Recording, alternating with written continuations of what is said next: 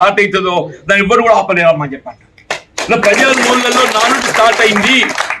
రేవంత్ రెడ్డి పోవాలి, కేసీఆర్ రావాలి అన్నటువంటి నానుడి ఏదైతుందో ఇవాళ ప్రజలు ఆరంభమైంది. మీరు ఎక్కడ పోయినని చెప్పంటున్నారు.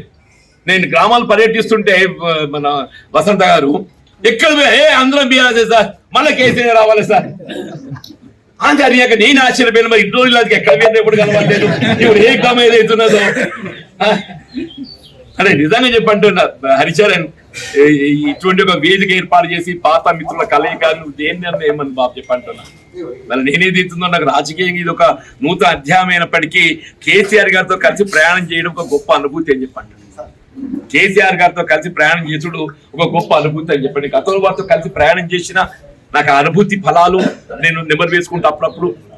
నిజంగా రాజకీయాలలో ఏదైతుందో ఇవాళ నీ నానే భేద భావన లేకుండా అసలు దాని అవసరం గుర్తింపు ఇక్కడ బోర్నపల్లి వంతెన దగ్గర ఏదైతే మా రవి కేరక బోర్నపల్లి వంతెన 70 కోట్లతో అవుతుంది. మరి మొట్టమొదటి సమావేశం నేను కరీంనగర్ సమావేశం కోరడంతో ఏదైతుందో ఫస్ట్ 70 కోట్లతో సాయం ఇచ్చిన. అదే కాదు ఇవ్వాలని చెప్తున్నాను నేను. అందరి వల్ల మొన్న ఎన్నికలు వచ్చేవరకల్లా నేను సీసీ రోడ్ వేసినా, నేను డ్రైన్ కట్టిన, ఇది అచ్చా ఇంతవరకు ఏదైతుందో కాంగ్రెస్ ప్రభుత్వం వచ్చిన తర్వాత నువ్వు మంజూరు చేయబడ్డ నిధులతో వేసింది ఒక్క రోడ్డు చెప్పాయి మా శివకేశ్వర ఉండడానికి అన్నెరక.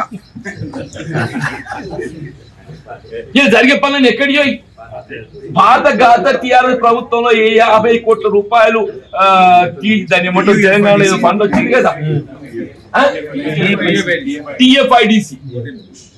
టిఎఫ్ఐడిసి అమ్మాయి. గత ప్రభుత్వంలో వచ్చినట్టు ఒక 50 కోట్ల టిఎఫ్ఐడిసి పనులు ఏదైతుందో ఇవి ఇప్పుడు జరిగినాయి. కాంగ్రెస్ ప్రభుత్వం వచ్చిన తర్వాత మంజూరు చేయబడ్డ నిధులు అని చెప్పని ఏదైతే గొప్ప చెప్పే ప్రయత్నం చేసిందో అవి ఇంతలో టెండర్ ప్రక్రియ లోపల ఇవి కూడా బయటకు రాలేదు. ఇవి కూడా బయటకు రాలేదని చెప్పంటూ నేను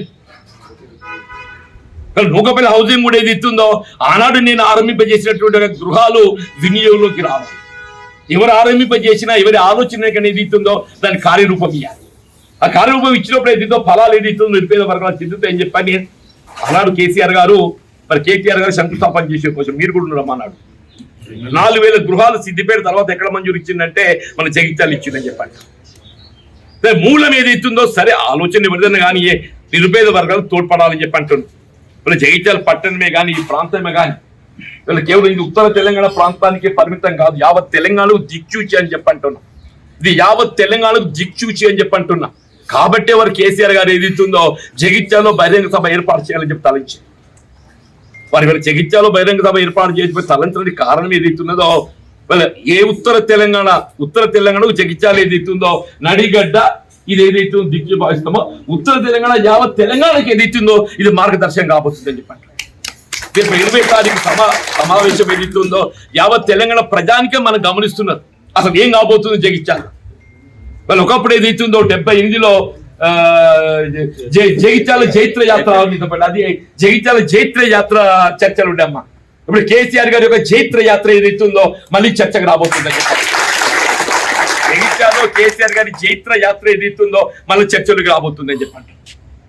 ఏదైనా ఇందులో భాగస్వాములు కావటం మనందరి యొక్క అదృష్టంగా భావించాలని చెప్పంటున్నా. నేను కేసీఆర్ గారికి కలిసినప్పుడు మీరు కూడా ఉండమ్మా సాక్షి.